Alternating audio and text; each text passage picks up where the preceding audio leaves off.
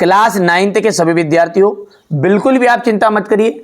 जैसा मैंने आपसे वादा किया है ना कि मैं आपको सोशल साइंस में टॉपर बनाऊंगा, ठीक है। हमारे उन बच्चों के लिए मैं काफ़ी मेहनत कर रहा हूं जो वास्तव में पढ़ना चाहते हैं, किसी कारणवश अभी तक नहीं पढ़ पाए हैं या किसी कारणवश कोचिंग नहीं कर पाए, स्कूल नहीं जा पाए बेटा, तो कोई दिक्कत नहीं है। मैंने पूरी किताब का निचोड़ यानी कि जितने भी सिलेक्टेड क्वेश्चन हैं उन सभी को इकट्ठा करके आपके सामने एक बेहतरीन सा सैंपल पेपर लेकर आया हूं, लेकिन बड़ा ही दमदार है। कह सकते हैं आप कि जिस तरह 10 किलो अंगूर मिलाकर केवल 1 गिलास जूस निकलता है ना, उसी तरह का ये पेपर है आपका।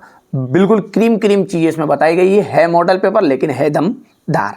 चलिए तो शुरू करते हैं। निम्नलिखित में से कौन सी लवणीय जल वाली झील है? सांबर है, अरब सागर में गिरने वाली नदी है तो नर्मदा नदी। रूस की क्रांति कब हुई थी? 1917 में। रूस में सामूहिकरण कार्यक्रम प्रारंभ किया गया स्टालिन। 2015 में किस देश की औरतों को वोट डालने का अधिकार नहीं था? सऊदी अरब। छिपी हुई बेरोजगारी कहाँ पाई जाती? कृषि के क्षेत्र में। ये आपको यहां से देख सकते हैं, हो गया इतना। हिमानी से निकलती है।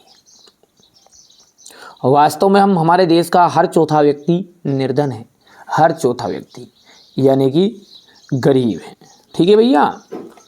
और बात करते हैं अपन बड़ी बड़ी जाना, अपन हमारा देश इंडिया सबसे अगले होगा, आगे नहीं भैया, सब गरीबी में है, सबसे पीछे, ठीक है भैया। ये आपका आगे देखिएगा यहाँ से। अगला क्या है हमारा? बंगाल में का अकाल चावल की कमी के कारण हुआ था। हरियाणा में चौधरी देवीलाल ने न्याय युद्ध नामक आंदोलन का नेतृत्व किया। जर्मनी के विषय में थर्ड राइस ऑफ ड्रीम्स सालार्ट बेराट ने लिखी थी। इतना हो गया भैया। यहाँ पर आगे बढ़ाएंगे अपन तो बढ़िया से। मैं आपको पूरी चीज़ें आपको कंप्लीट करा रहा हूँ, बढ़िया से आप तो कंप्लीट करो। ब्रह्मपुत्र, ब्रह्मपुत्र का जाएगा सांगपो।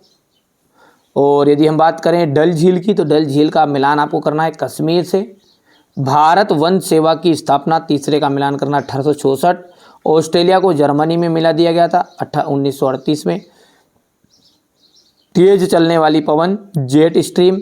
औजार मशीन, औजार मशीन का जाएगा स्थायी पूंजी, ठीक है भैया।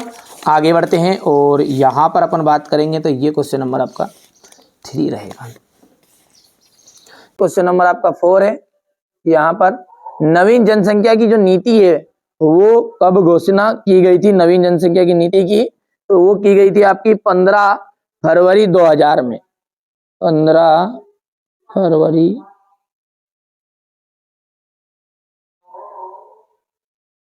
ठीक है। पाकिस्तान में चेनाब से मिलने वाली नदी आ जाएगी झेलम, ठीक है। प्रत्येक व्यक्ति की औसत आयु कहलाती है तो वो कहलाती है प्रत्याशित आयु, प्रत्याशित आयु। सार्वजनिक वितरण प्रणाली का अंग है उचित मूल्य की दुकान, उचित मूल्य की दुकान। किस देश नदी को दक्षिण भारत की गंगा कहते हैं? गोदावरी को,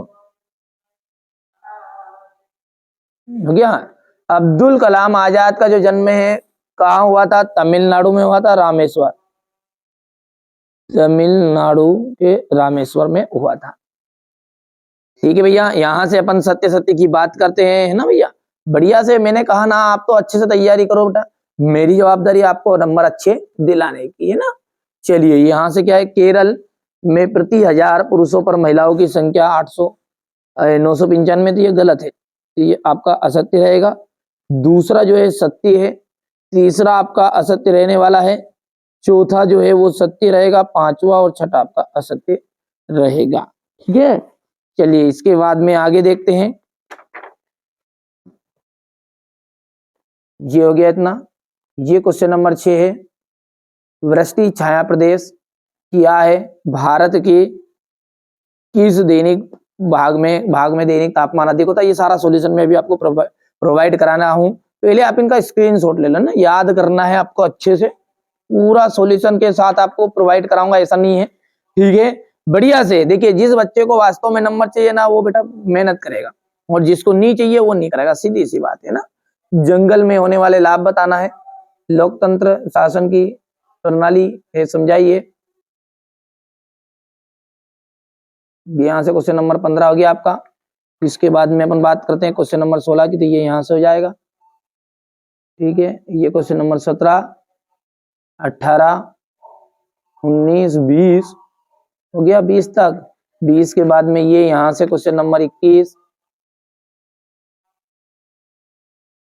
ये क्वेश्चन नंबर 22 और ये आपका क्वेश्चन नंबर 23 है। ठीक है, ये सेट ए का पूरा सॉल्यूशन। क्वेश्चन नंबर 6 देख लीजिएगा, हमारे उत्तर पश्चिमी उत्तर पूर्वी पड़ोसी देशों के नाम बताइए। ठीक है, भारतीय उपमहाद्वीप में कौन कौन से देश है? ठीक है, पाकिस्तान, नेपाल, भूटान, बांग्लादेश, म्यांमार, श्रीलंका, मालदीव। ठीक है भैया, वृष्टि छाया प्रदेश क्या है? इसके बाद में जाएगा, भारत के किस भाग में दैनिक तापमान अधिक होता है? ठीक है, इसके बाद में वनों के विनाश के कारण बताइएगा। बढ़िया से आप तो कंप्लीट करो ना, आपके लिए केवल विशेष आपके लिए यहाँ पर पूरी मदद कर रहा हूं मैं आपको। वनों के विनाश के कारण 3 पॉइंट बहुत है, फिर लेकिन 2-2 से भी आप कर सकते हो, ये 2 और ये 2, ये 4।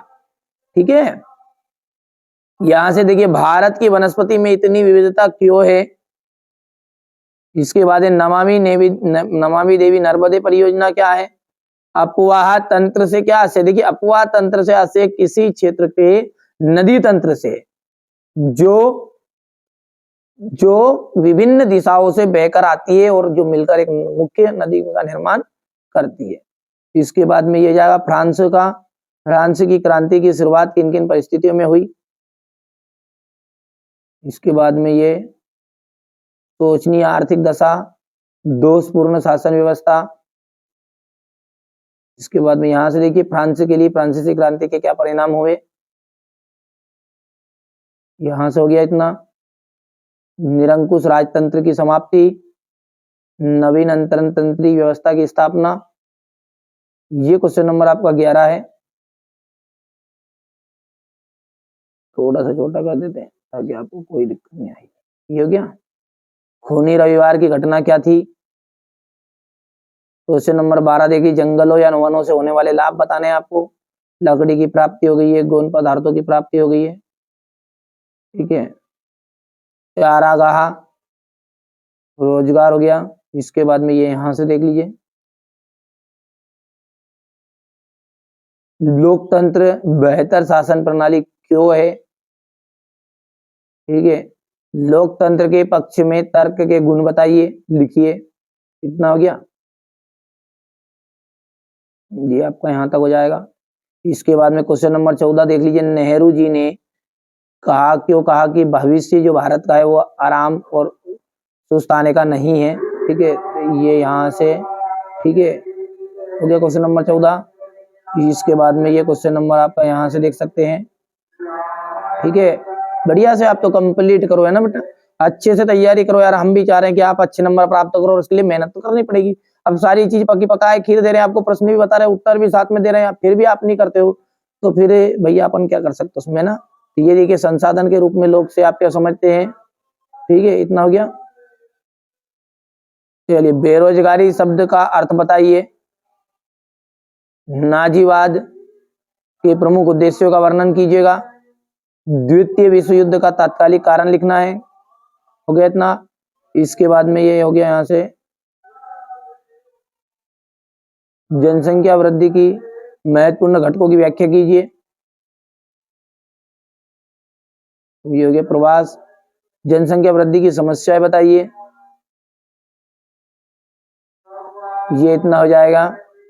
इसके बाद में क्वेश्चन नंबर 19 को आप ध्यान से देख सकते हैं। थोड़ा सा पहले छोटा करके दे दूं मैं एक ही बार में, ये इतने में आ जाए समझ में तो कर लो, नहीं आ रहा तो 2 हिस्से में भी ले लो, कोई दिक्कत नहीं है। हो गया इतना। इसके बाद में ये यहाँ से इतना, बढ़िया से करो कंप्लीट आप तो ना। ये क्वेश्चन नंबर यहाँ पर इसका थोड़ा वाला हो गया, 2 पॉइंट तक है, 3-4 पॉइंट। राजनीतिक संस्थाएं क्यों महत्वपूर्ण है? इतना हो गया। इसके बाद में ये जैसा कि वाला लाइन कर लेना है, प्रधानमंत्री के अधिकार, हो गया। ये देखिए, इसको छोटा बड़ा भी कर दूं चाहो तो ये है तक 3 हो गए।